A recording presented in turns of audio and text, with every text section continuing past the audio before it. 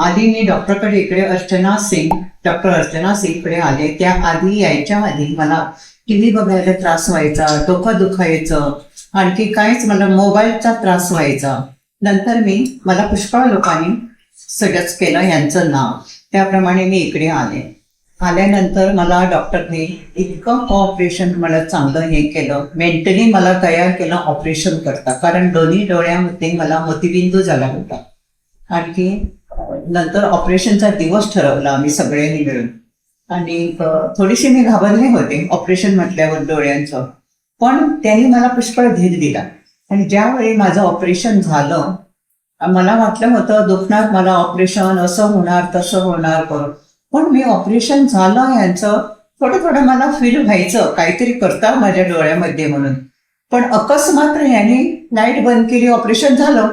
अरे मी shock, operation इतक्या लवकर, काहीच मला त्रास नसताना ऑपरेशन.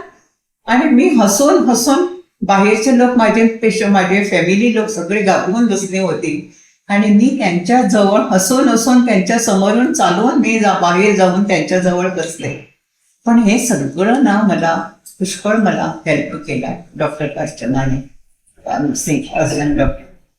आणि त्यामुळे मी आज 80 वर्षांची आहे, पण माझी नजर जर बघशाल ना, मला कुठंच नाही आता काहीच त्रास नाही वाटत, एवढी मी फिट आहे आता.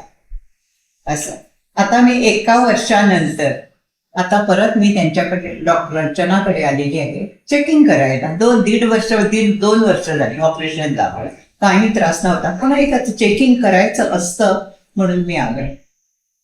आणि त्यांनी मला चेकिंग करून झालं आणि त्यांनी मला सांगितलं चांगलं काहीच प्रॉब्लेम नाही आहे, आणि एक चष्मा चेंज करायला लावलेला आहे. एवढंच. थँक्यू.